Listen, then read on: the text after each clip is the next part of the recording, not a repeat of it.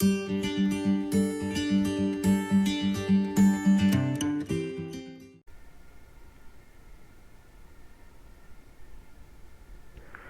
Everyone, lifeline academy में आपका स्वागत है।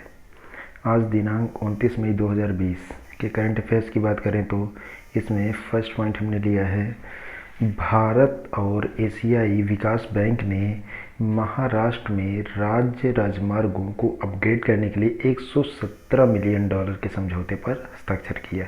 क्वेश्चन यह बनता है कि भारत ने किसके साथ हस्ताक्षर किया है, तो एशियन विकास बैंक के साथ हस्ताक्षर किया है। कितने मिलियन डॉलर का ये हस्ताक्षर हुआ है? 117 मिलियन डॉलर के समझौते पर हस्ताक्षर हुआ है। अब ये किसके लिए हुआ, इसके लिए समझते हैं। 28 मई 2020 को भारत सरकार और एशियाई विकास बैंक ने महाराष्ट्र में राज्य राजमार्गों के निर्माण के लिए एक समझौते पर हस्ताक्षर किए। महाराष्ट्र में राज्य राजमार्गों के निर्माण के लिए किया गया है ये जो समझौता किया गया भारत सरकार का, किसके साथ? एशियाई विकास बैंक के साथ। इसके मुख्य बिंदु क्या क्या हैं? बैंक से प्राप्त धनराशि का उपयोग महाराष्ट्र सरकार द्वारा कौन यूज कर सकेगा? महाराष्ट्र सरकार यूज करेगी। महाराष्ट्र सरकार द्वारा सड़क परियोजनाओं में सुधार के लिए किया जाएगा। जो सड़क की परियोजना है उसमें बेहतरी के लिए किया जाएगा। इन परियोजनाओं का उपयोग शहरी और ग्रामीण क्षेत्रों के बीच संपर्क को बढ़ाने के लिए किया जाएगा।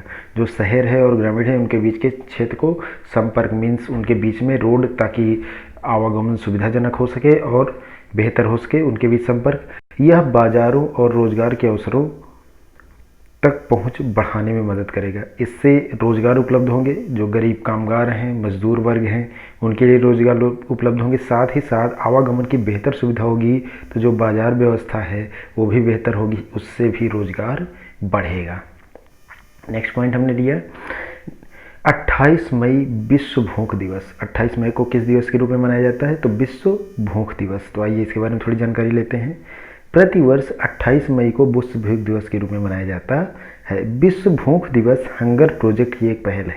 किसकी पहल है? अगर क्वेश्चन पूछा जाए विश्व भूख दिवस किसकी पहल है, तो हंगर प्रोजेक्ट। आप कुछ ऐसे याद कर सकते हैं, हंगरी मीन्स भूख, तो ये हंगर से, यहाँ भूख से हंगर आप टर्म यूज कर सकते हैं। उसके लिए हंगर प्रोजेक्ट की एक पहल है। अब इसकी महत्वपूर्ण बातों की बात किया जाए तो संयुक्त राष्ट्र का उद्देश्य कृषि उत्पादकता को बढ़ाना है। कृषि के उत्पादन क्या करना है? बढ़ाना है। इससे 820 मिलियन लोगों को भोजन उपलब्ध करवाया जाएगा जो अपर्याप्त खाद्य सुरक्षा का सामना कर रहे हैं। इससे उन लोगों को लगभग 820 मिलियन लोगों को भोजन उपलब्ध कराया जाएगा, क्योंकि ये लोग अपर्याप्त खाद्य सुरक्षा का सामना कर रहे हैं। इनके पास पर्याप्त खाने के लिए सामग्री नहीं है। संयुक्त राष्ट्र का अनुमान है कि 2050 तक 2 बिलियन लोग गरीबी के दायरे में आ जाएंगे।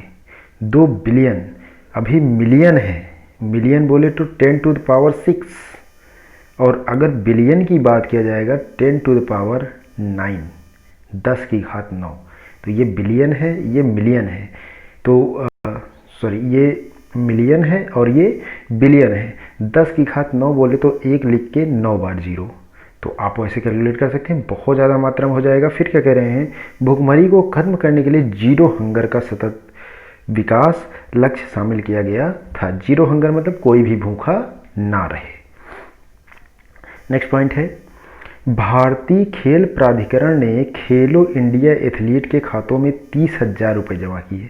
अगर क्वेश्चन पूछ लिया जाए कि खेलो इंडिया एथलीट के खाते में कितने रुपए जमा किए गए, तो कितने जमा किए? 30,000। किसने जमा किया है? तो भारतीय खेल प्राधिकरण ने। किसने जमा किया है? भारतीय खेल प्राधिकरण ने। ये क्वेश्चन बन रहा है। फिर देखिए, अब इसके बारे में डिटेल में देखते हैं। भारतीय खेल प्राधिकरण ने हाल ही में खेलो इंडिया एथलीट, खेलो इंडिया जो अभियान है उसके एथलीट जो हैं के खातों में 30,000 रुपये स्थानांतरित किए। इसके लिए प्राधिकरण ने 8.25 करोड़ रुपए खर्च किए। फिर से क्वेश्चन बन सकता है, भारतीय खेल प्राधिकरण ने खेलो इंडिया एथलीट्स के लिए कितने करोड़ रुपए आवंटन किए या कितने रुपए आवंटन किए हैं? तो 8.25 करोड़ रुपए टोटल खर्च किए हैं। और कितने कितने हर एक इंडिविजुअल के अकाउंट में जमा किए हैं? तो 30,000 रुपये। मुख्य बिंदु की बात किया जाए तो भारतीय खेल प्राधिकरण ने हाल ही में 2,749 खेलो इंडिया एथलीटों खातों में 30,000 रुपये जमा किए।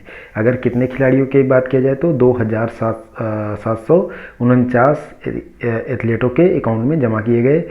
एथलीटों को अपने शहर की यात्रा करने, घर पर उचित आहार प्राप्त करने और अन्य विविध खर्चों के लिए यह खेल भत्ता प्रदान किया गया है।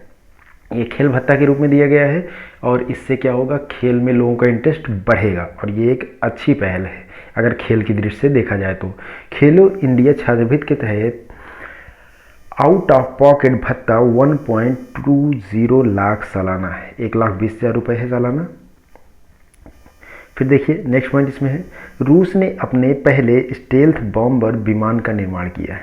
इसमें देखते हैं क्या है, रूस ने अपने perspective aviation complex for long range aviation, perspective aviation complex for long range aviation PAKDA short form, और ये फुल फॉर्म हुआ, आप ध्यान दीजिएगा, प्रोग्राम के तहत अपना पहला स्टेल्थ बॉम्बर बनाया। क्वेश्चन ये बन सकता है कि रूस ने पहला स्टेल्थ बॉम्बर किस प्रोग्राम के तहत बनाया है, तो किस प्रोग्राम के तहत बनाया, PAKDA फुल फॉर्म अगर पूछा जाए तो perspective aviation complex for long range aviation.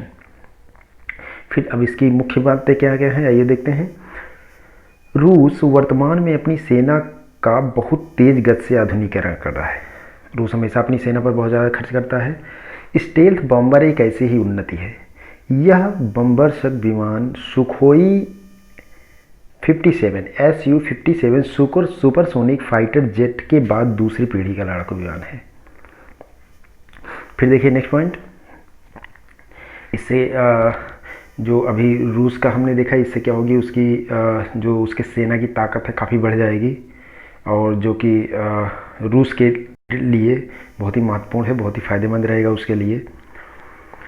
Next point है, भारत ने न्यू डेवलपमेंट बैंक गवर्नर बैठक में हिस्सा लिया। इसमें देखते हैं क्या है, 27 मई 2020 को वित्त मंत्री निर्मला सीतारमण, अगर पूछा जाए वित्त मंत्री हमारी कौन है, माननीय निर्मला सीतारमण जी हैं, तो न्यू डेवलपमेंट बैंक के गवर्नर बैठक में हिस्सा लिया है। इसमें क्या है, वीडियो कॉन्फ्रेंस के माध्यम से न्यू डेवलपमेंट बैंक के विशेष बोर्ड ऑफ गवर्नर्स की बैठक में शामिल हुई। क्वेश्चन पूछ सकता है कि भारत के न्यू डेवलपमेंट बैंक गवर्नर बैठक में कौन हिस्सा लिया, तो हमारी मुख्यमंत्री जी, हमारी वित्त मंत्री जी जो माननीय निर्मला सीतारमण जी हैं।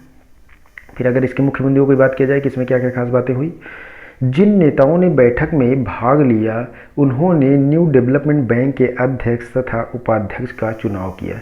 इन्होंने अध्यक्ष और उपाध्यक्ष का चुनाव किया है।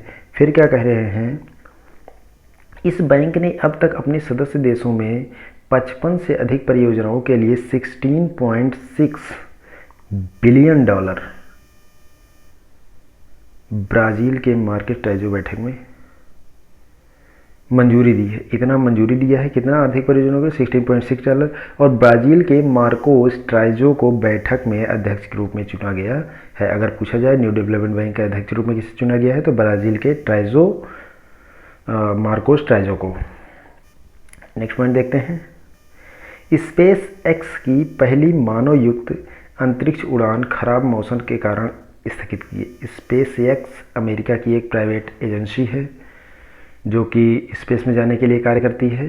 तो मानव को ले जाने के लिए अंतरिक्ष उड़ान की तैयारी थी, लेकिन मौसम खराब होने के कारण वो रोक दी गई है। अब इसमें डिटेल में जाते हैं।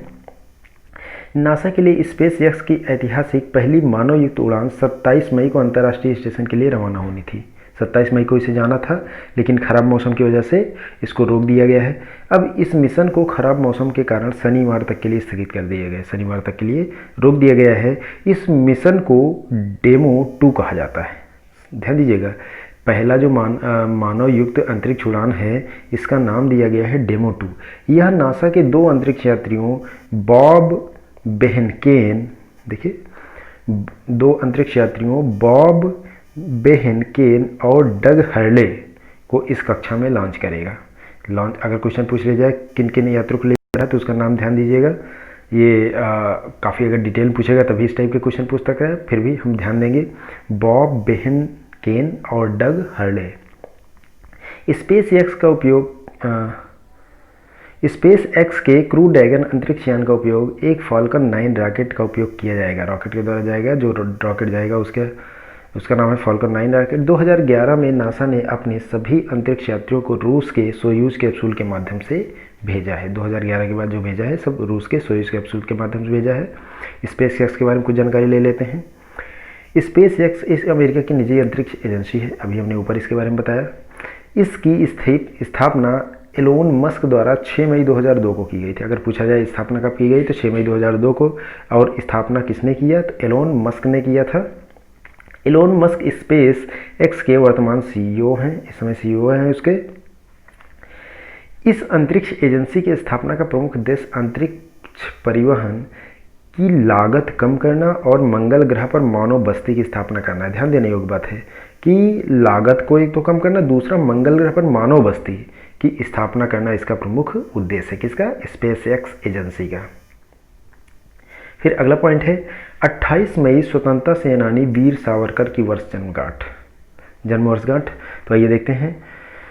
28 मई को स्वतंत्रता सेनानी विनायक दामोदर सावरकर की जन्म वर्षगांठ के रूप में मनाया गया। इस मौके पर प्रधानमंत्री मोदी जी ने विनायक दामोदर सावरकर को श्रद्धांजलि अर्पित की और कहा कि देश सदैव विनायक दामोदर सावरकर के बलिदान को याद रखेगा। तो ये स्वतंत्रता सेनानी थे, इनके बारे में कुछ डिटेल है, इन्होंने क्या क्या किया था और इनके बारे में कुछ जानकारी है। ये पॉइंट वाइज देखते हैं। फर्स्ट पॉइंट इसमें हमने लिया है, विनायक दामोदर सावरकर को वीर सावरकर के नाम जाए, इनको पुकारने का नाम वीर सावरकर भी होता था। उनका जन्म 28 मई 1883 को महाराष्ट्र के नासिक में हुआ था। अगर क्वेश्चन पूछ लिया जाए वीर सावरकर जी का जन्म कब हुआ था, 28 मई 1883 को कहाँ हुआ था? महाराष्ट्र में कहाँ हुआ था? नासिक में। वे एक स्वतंत्रता सेनानी थे। उन्होंने 1887 की क्रांति को स्वतंत्रता का प्रथम युद्ध कहा। जो 1887 की क्रांति हुई उसको उन्होंने प्रथम युद्ध कहा था और एक स्वतंत्रता सेनानी थे। नेक्स्ट पॉइंट, उन्होंने पुणे में अभिनव भारत सोसाइटी नाम की संगठन की थी, एक संगठन की रचना की थी जिसका नाम क्या था? अभिनव भारत सोसाइटी। और लंदन में फ्री इंडिया सोसाइटी का गठन किया था। देख लीजिए, वीर सावरकर जी ने 2 सोसाइटी बनाया। पहली सोसाइटी पुणे में बनाया था जिसका नाम था अभिनव भारत सोसाइटी, और दूसरी सोसाइटी लंदन में बनाया था जिसका नाम था free India society. Next point, Vinayak Damodar Savarkar ने जोसेफ मैजनी जीवन कथा व राजनीति नामक पुस्तक लिखी। 2 पुस्तक लिखी, जोसेफ मैजनी और राजनीति। जोसेफ मैजनी जो है जीवन कथा है। उन्होंने 1857 की क्रांति पर the Indian war of independence नामक पुस्तक का प्रकाशन किया था। 1857 की क्रांति पर एक पुस्तक लिखा था, पुस्तक का नाम the Indian war of independence. ध्यान दीजिए नाम पर फिर से, the Indian war of independence. इसके अलावा उन्होंने रत्नागिरी में कैद के दौरान हिंदुत्व हु इज़ हिंदू नामक भी पुस्तक लिखी। कहाँ लिखा था? रत्नागिरी में जब कैद के दौरान थे। हिंदुत्व हु इज़ हिंदू नामक पुस्तक भी लिखी थी। ये सारी पुस्तकें कौन लिखा था? वीर सावरकर जी ने लिखा था। एक Hindutva who is Hindi, the Indian war of independence, Joseph Mazzini जीवन कथा व राजनीति। फिर देखिए नेक्स्ट पॉइंट वीर सावरकर जी के लिए। हालांकि वे हिंदू महासभा के संस्थापक नहीं थे, परंतु वे 1937 से 1943 के बीच हिंदू महासभा के अध्यक्ष रहे। संस्थापक के सदस्यों में नहीं थे, लेकिन फिर भी उन्हें अध्यक्ष बनाया गया। नेक्स्ट पॉइंट, वीर सावरकर ने भारत को हिंदू राष्ट्र के रूप में एक निर्मित किए जाने का समर्थन किया। हिंदू राष्ट्र के रूप में निर्माण के लिए इनका समर्थन था। किसका? वीर सावरकर का। उन्होंने राष्ट्रवादी राजनीति विचारधारा हिंदुत्व का विकास किया। उनके सम्मान में अंडमान व निकोबार के पोर्ट ब्लेयर हवाई अड्डे का नाम वीर सावरकर अंतर्राष्ट्रीय हवाई अड्डा रखा गया है।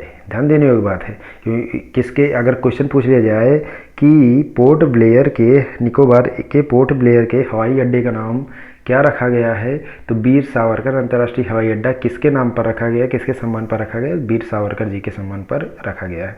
अब कुछ छोटे छोटे पॉइंट्स हमने लिए हैं। राष्ट्रीय करंट अफेयर्स के पॉइंट देखते हैं।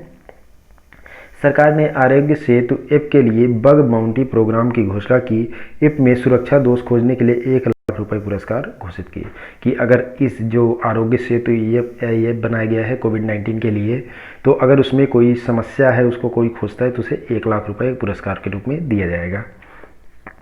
आरोग्य से 40 दिनों में 11 करोड़ 40 लाख से अधिक लोगों तक पहुंचने वाला दुनिया का सबसे बड़ा कॉन्टैक्ट ट्रेसिंग ऐप बन गया है। डॉक्टर हर्षवर्धन सिंह जी ने कहा है ये।